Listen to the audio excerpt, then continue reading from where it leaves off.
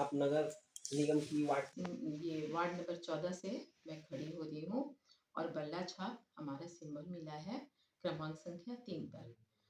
और हम वार्ड के जनता से ये अनुरोध करना चाहेंगे कि वो अपना आशीर्वाद और अपना विश्वास हम पर दे, अपनी बेटी पे विश्वास करें। उनकी बेटी जमीन पर काम करके दिखाएगी।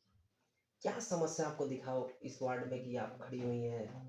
देखिए, वार्ड का जो मूलभूत सुविधा होना चाहिए, साफ सुथरा सड़क, साफ पेयजल, रोशनी, महिला, बच्चा, बुजुर्ग सबका सुरक्षा, सब में कहीं ना कहीं कमी नजर आ रही है। और हम चाहते हैं कि इस समस्या को हम बहुत ईमानदारी से मौका मिलने पर दूर करने का कोशिश करें। आप लगातार जनता के बीच में जा रही हैं, क्या रिस्पॉन्स आ रहा है आपको? जनता ही का तो आवाज़ है, तो हम खड़े हुए हैं, उन्हीं के डिमांड पे हम खड़े हुए हैं। उनमें विश्वास दिखा है, तब मेरा सिलेक्शन हुआ, बोले कि आप खड़ी हुई है। और ये नहीं, इसलिए विश्वास ऐसा नहीं है कि आज ये हुआ। हमारा परिवार, मेरा भतीजा, पहले जैसे ये जनरल वार्ड था, उसमें पुरुष खड़े हो सकते थे, तो मेरा भतीजा रवि आदित्य वो काम में जुड़ा हुआ है। ऐसा नहीं कि आज चुनाव के लिए, पेयजल का समस्या आबादगंज के लिए बहुत पुराना है। टैंकर से पानी, आप मोहल्ला में जाके पूछिए, टैंकर से पानी बँटवाना, जाड़ा में गरीबों के लिए कंबल बँटवाना, किसी भी समय रात में, किसी भी समय 24 घंटा में कभी भी किसी को भी ज़रूरत हो, किसी भी तरह का ज़रूरत हो, वो जाके दूर किया है। कुछ भी सांस्कृतिक कार्यक्रम हो, चाहे माता का ये पूजा, दुर्गा पूजा हो, सरस्वती पूजा हो, या वार्ड में किसी भी तरह का समस्या हो, वो बेधड़क करता है। ऐसा नहीं कि इलेक्शन के चलते। लेकिन देखिए, अगर वार्ड पार्षद में हम जीतते हैं, तो हमारे पास एक सरकारी तंत्र भी रहेगा, हमारा आर्थिक स्थिति भी, हम और पूरे जोर शोर से अपने वार्ड का विकास कर पाएंगे। इसलिए अपने वार्ड के जनता से बस यही मेरा गुजारिश है कि अपनी बेटी पे विश्वास कीजिए और अपना बहुमूल्य वोट दे करके विजयी बनाइए। वो विजय मेरा नहीं, पूरे वार्ड की जनता का विजय होगा। अगर आप जीतती हैं, हाँ जी। तो वार्ड की समस्या में क्या-क्या आपका पहला कदम रहेगा? देखिए, अभी तो आप आ रहे होंगे तो सड़क की स्थिति देखे होंगे कैसा है।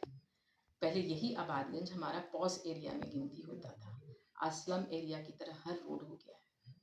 तो पहले तो समस्या है वार्ड, नाली, पेयजल, रोशनी।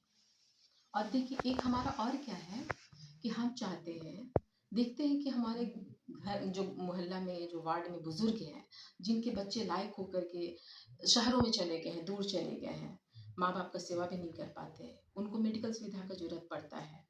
तो उनके लिए हम ये कहना चाहेंगे, पहले तो हम अपने जीतने के बाद वार्ड के जितने भी जनता हैं, उनको अपने व्हाट्सएप ग्रुप से जोड़ेंगे।